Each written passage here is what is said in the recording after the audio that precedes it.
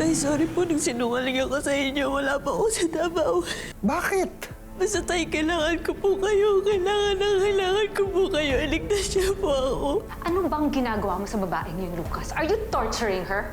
Physical limitations of the clone is part of my research. Are you even sure na siya nga ang clone? Dahil kilala ko ang babaeng yun. Trixie, nasa bayan na ako. Kailangan ko magmadali. Nasa panganib si Hope. OMG, kawawa naman po si Hope. Nasaan po ba siya? Binigay niya sa akin yung address eh. Huwag ka mag-alala. Hanapin ko siya kahit anong mangyari. Nawawala yung clone. Kuya, kailangan mahanap niyo siya agad. Kailangan nasa poder niyo lang siya. Paano kung pumunta siya sa polis? Paano kung masabi niya lahat yung totoo? Kaya nga hinahanap eh, di ba?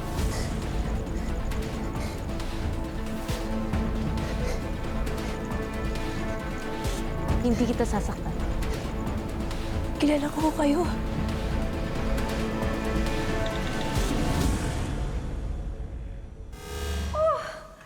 My baby! Anak, I missed you. Sobra kitang namiss.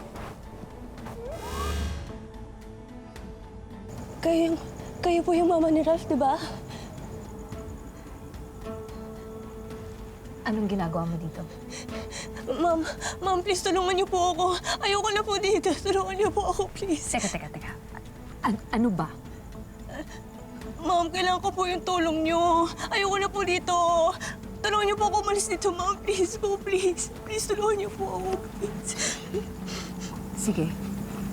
Tutulungan kita. Tanggalin muna natin to, ha? Salamat po. Mas mabuti, tanggalin natin to sa loob ng kotse ko. Teka, pasok ka sa kotse ko.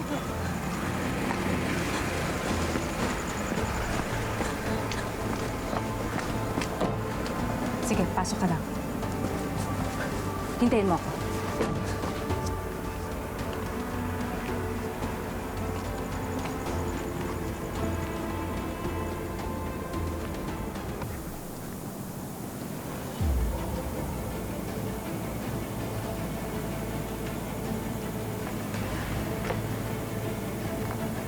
Hello.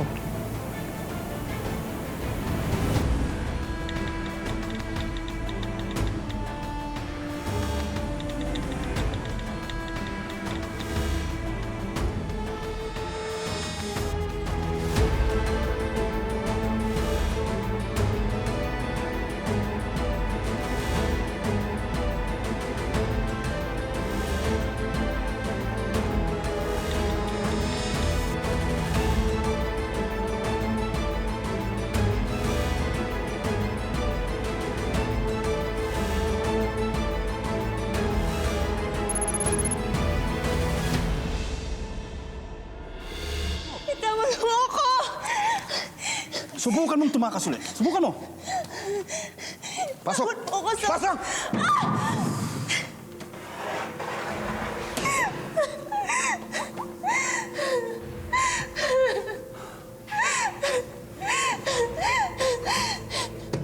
Akala ko tutulungan niyo ako. Bakit yung ginagawa sa akin to? Dito ka nararapat. Bantayan niyo na siya na mabuti, pwede ba? Siguraduhin yung hindi na siya makakatakas ulit. Kilala niya ako. Hindi ako pwedeng madawit dito. Hindi na maulit, Tisbe. Dapat lang. Ma'am, please, matawa niyo. Ilabas niyo ako dito, ma'am. Tumahimik ka! Subukan mo ulit! Subukan mo pasensya ko! Hindi lang yan ang abuti mo. Bantayan mo siya ng mabuti, ah. Yes, Doc. Ilabas niyo ako dito! Ilabas niyo ako dito!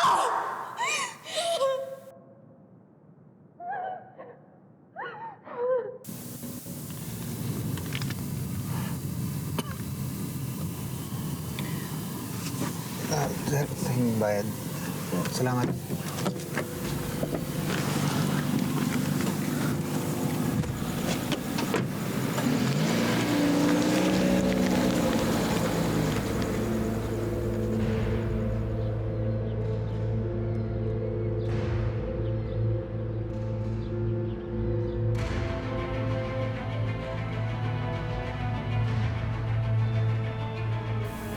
Nandito ka ba talaga, Hope? Sino ba talagang kumuha sa'yo? Bakit kanila tinatago? Bakit kanila pinag-aaralan?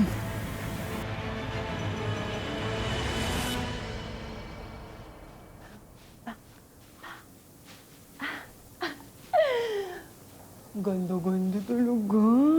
Alam mo, pwedeng-pwede kang pang beauty queen.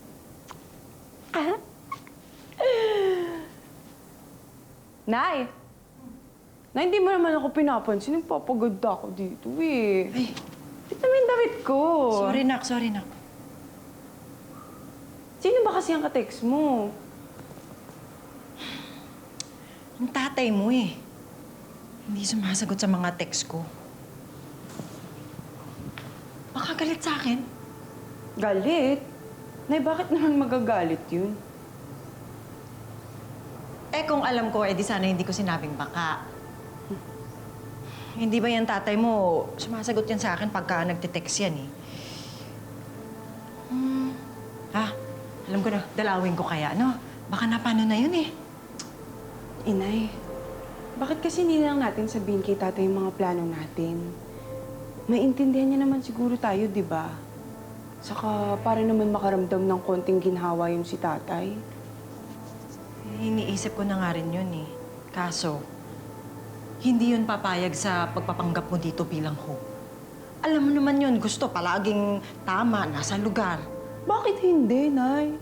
Pamilya tayo. Dapat tayo ang kinakampihan, di ba? Hayaan mo, Nay. Akong kakausap kay tatay para hindi niya tayo isumbong. Para naman magkakasama na tayo, Nay. Sa'yo yun.